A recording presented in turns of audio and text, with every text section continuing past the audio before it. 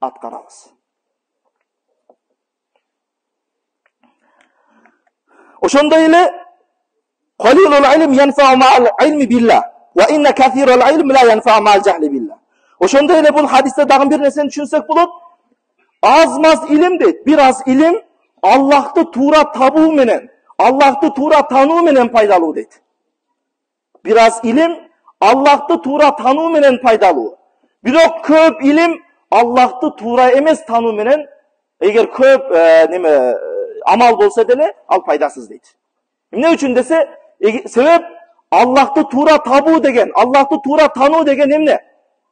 Аллахты туура тануу дегени бир инсан күнүнө 5 вакыт намазды мечитте окуйт. Керек болсо мечитте азандан мурда келип турат. 5 вакыт намазга hazır назир ошол жерде. Ошондой эле закатын берет, оразасын берет. Ошону менен кошо Аллахты туура эмес таанысачы ал. Акыйдасы туура эмес болсочу кандай? Мисалы, Аллах аршта отурат десе. Аллах асманда отурат десе, Аллахтын бизге окшош колу бар десе, жисим берсе Аллах Таалага, анын пайдасы жок. Софалар алейхи рахма айтат: акыйда билмеген шайтан элудур, агар 1000 жыл амал деп кылса, у элдур дейт.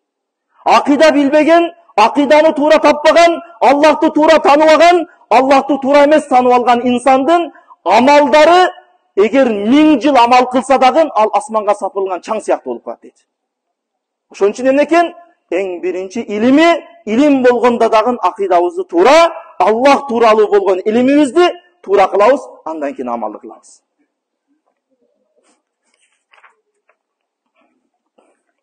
Ошондой эле пайгамбарыбыз саллаллаху алейхи ва саллям хадистеринде "Ман салака тарикан ятлубу фихи илман, салакаллаху бихи тарикан илал жанна." Кайсы бир инсан дейт, илим алуу жолуна түшө турган болсо, кайсы бир инсан илим алуу жолуна түшө турган болсо, Аллах Таала ал инсанды бейишке карай жол ачып коет ал инсанга дейт. Ошол илим алуу жолуна түшкөн жолуңуз сиздин бейишке багытталган жолуңуз экен. Иннал малаиката латадау ажнихатаха ли талибил илм ридан бима яснау. Албетте периштелер дейт пайгамбар алейхиссалам. Илим алуучу, илим талап кылуучу, илим үйрөнөм деп жүргөн инсандын баскан кадамдарына өзүнүн канаттарын жазып турат дейт. Периштелер илим алуучу, илим издөөчү инсандын баскан кадамына кызыл килем эмес бул. Жанагы падышалар келгенде, башка келгенде тосулунган кызыл килем эмес. Андан артыгыраак болгон периштелердин канаты бул. Илим алуучу инсан эгер жолдо басып баратса, ага эмне кылат экен? Бүт бардык периштелер ага канаттарын жазып турат экен. Ушул жерде баспасын деп. Илим алуучу инсандын даражаты ушундай деңгээлде экен. Башка бир хадисте пайгамбар алейхиссалам айтат: "Ли ан тагду фатааллама бабан мин ал-илм хойрун мин ан тусаллия 100 рак'a." Сенин дейт түндөсү илимден бир аз үйрөнгөнүң, бир аз илим, Кур'андан бир аят жаттайсыңбы, же бир маселени үйрөнөсүңбү? Кыскасы, бир аз илим алууң, илим үйрөнүүң 100 рекет нафил намаздан жакшыраак деди пайгамбар алейхиссалам.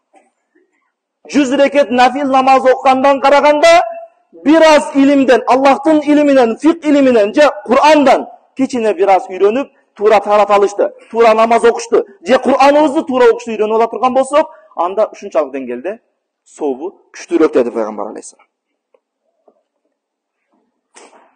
Бабун минал илм yata'allamuhu ar-rajul khayrun lahu min ad-dunya wa ma fiha.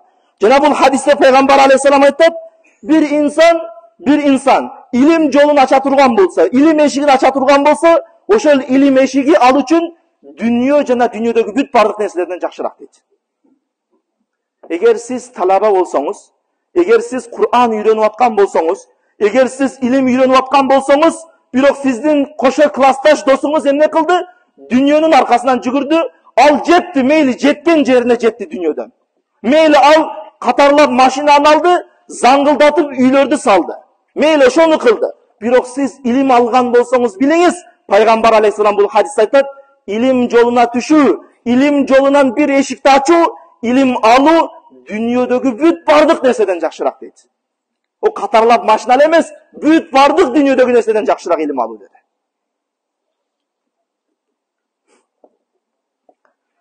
Башка бир хадисте пайгамбар саллаллаху алейхи ва саллям айтат: huzuru majlisi alim afdalu min salati alfi raka'a ve iyadatu alfi mariz ve şuhudi alfi cenaze. Fakila ya Resulallah ve min kıraatil Kur'an. Ve hal yenfa'ul Kur'an illa bil ilim. Peygamberimiz sallallahu aleyhi ve sellem hadislerinde aytdı. Bir alımdın sözlerini okup, bir alımdın aldına kelip olturuştup, 1000 reket nafil namazdan jakşırak dedi Peygamber aleyhisselam. Bu menin sözüm emas, Peygamber aleyhisselam sözü. 1000 reket nafil namazdan jakşırak. Sahabalar soraştı, ya Resulallah, bu alımdın aldında ilim uğu Kur'an'dan da jakşırak mı dedi. Kur'an'dan da abzelirak mı dedi. Peygamber aleyhisselam aytdı, Kur'an kaçan fayda öğret. Kur'an kaçan oşol Kur'an'ın ilimini bilsen fayda öğret dedi.